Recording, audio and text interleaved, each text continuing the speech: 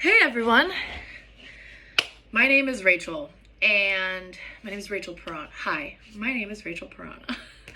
I do not have a special light to brighten me up. I have not put on my makeup.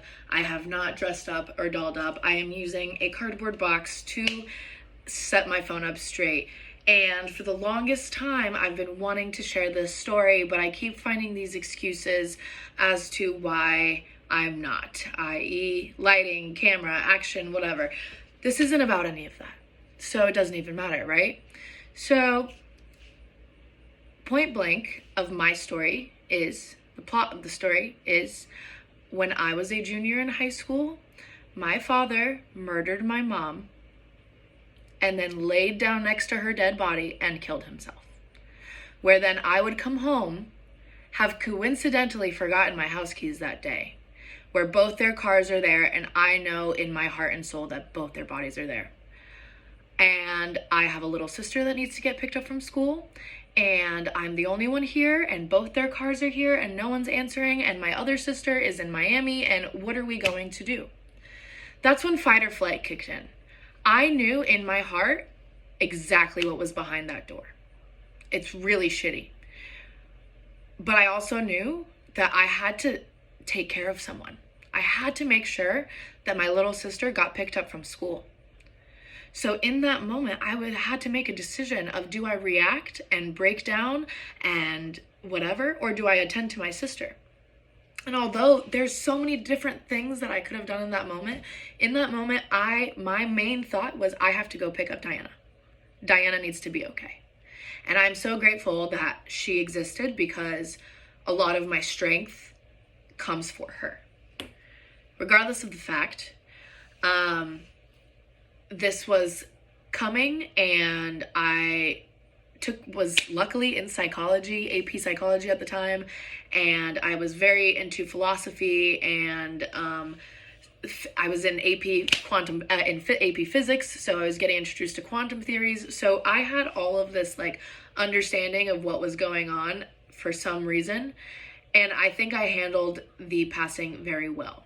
However, in my growing up and in my maturity and in developing into the young woman that I am, I have found a sense of value and pride within myself for who I've become. I have a sense of value and pride for my siblings, and I have a sense of value and pride for humanity, and still persevering and becoming something and doing something with their lives. With this hardship and my education on psychology and experiences working in psychiatric hospitals and working with all types of things and people and billionaires and whatever and all this stuff, I have learned that humans need understanding.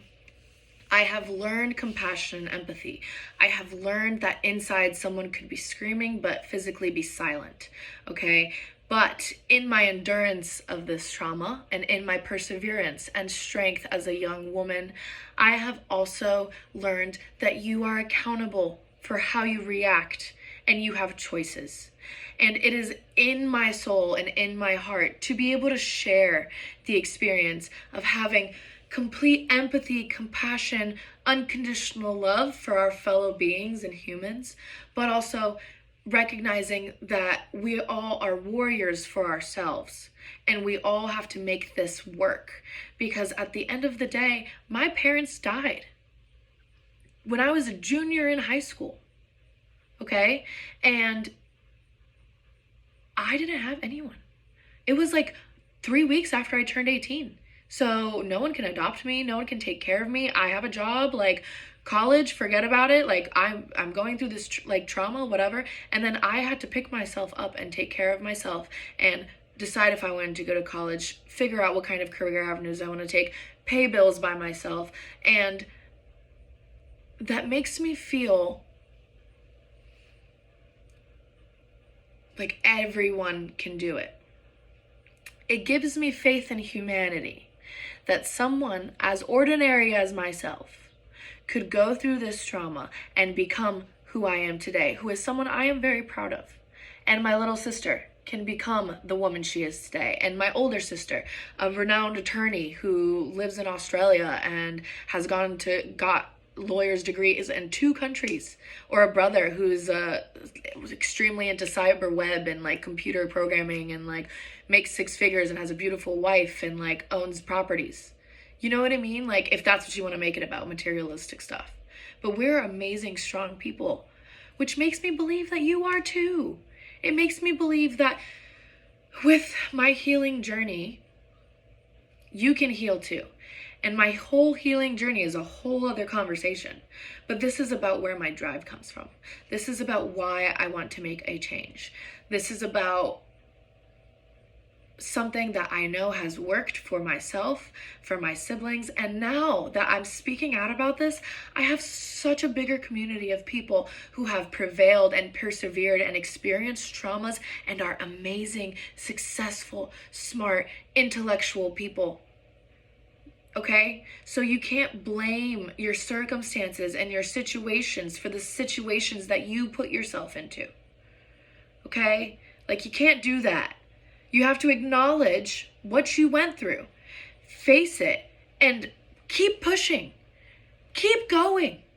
And I have this feeling, and like, I did it, and like, I literally feel like I can help people. From the bottom of my heart, I feel like I can step by step guide you and lead you in ways and in methods that will help you be the most amazing person you can become. Mentally, spiritually, physically, financially. Swear to God, I am given the opportunity to. And in the next video, I will go over on how that's going to be done, because I have a plan. I genuinely believe that through natural methods, like, and mind over matter and perspective and toughness and love and prayer and meditation, and just, that's a whole other video we'll talk about after. But if the opportunity is given to me, I swear to God, I swear to the universe, I swear on my mom and dad, like, the fire I have inside my chest is so freaking warm. It's burning, actually. Okay, well, thanks for getting this far.